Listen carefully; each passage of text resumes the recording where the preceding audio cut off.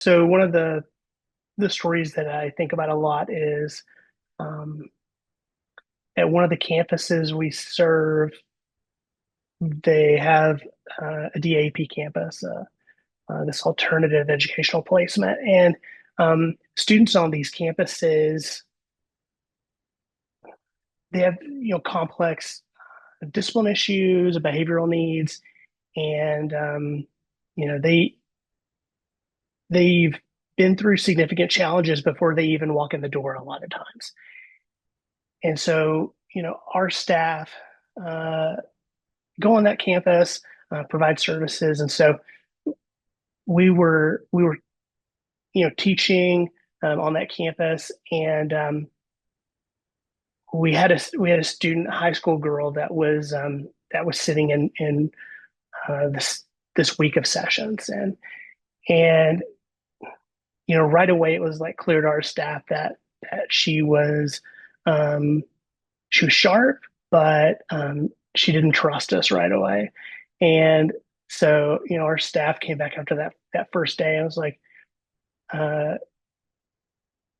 really trying to figure out, like, she's going to be really tough. She's going to be strong, and she's a leader, like in that room. And so we have to build trust with her to, you know, to make sure this works. And we just talked in the office about how students in DAP are they're just scrutinized, and they're watched, but they're not seen. And and so as our staff, went in there to continue serving those students, um,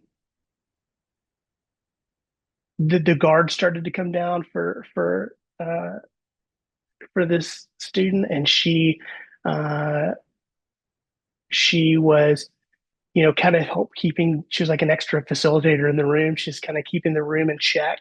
Uh, we have class agreements for what's allowed, what's not allowed, and when other students would violate different class agreements, like not talking with respect, or interrupting somebody, she was quick to call people back to the class agreements, that was really great. And um,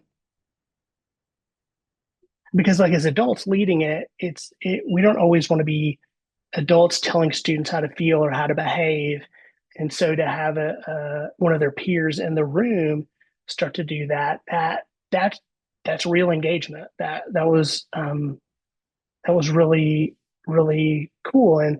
And we give a certificate to each student as we finish, and our facilitator, as they learn more about each student, they'll have a handwritten note for them. And our facilitators had written a note for this young lady. And um, it had been maybe a week or so after we got a phone call from the principal of that campus, and they'd reached out, and it was unexpected.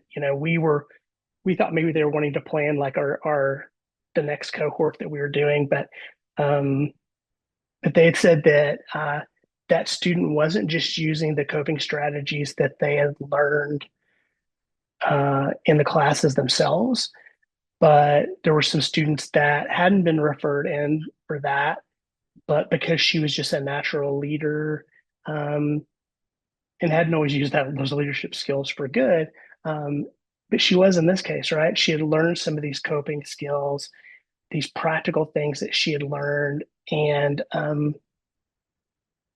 she was teaching her peers in DAP out of a classroom setting. Like, it wasn't prompted by us, it came from the student on their own outside of our sessions, and uh, not expected by us, not something that we would have potentially drafted as like an outcome. But um, did we want that young lady to have like additional coping skills, and for her to be able to self-regulate, and for her to be able to implement tools and practices in her own life? Yeah.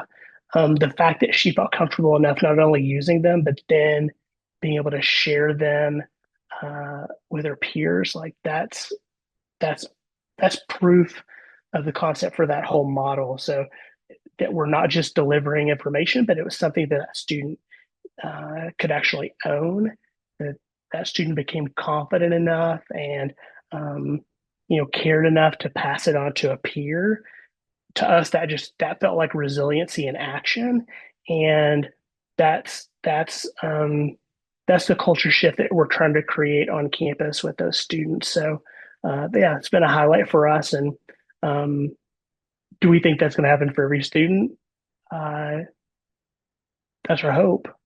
Uh, and that's the intention that we go into with each interaction with a young person.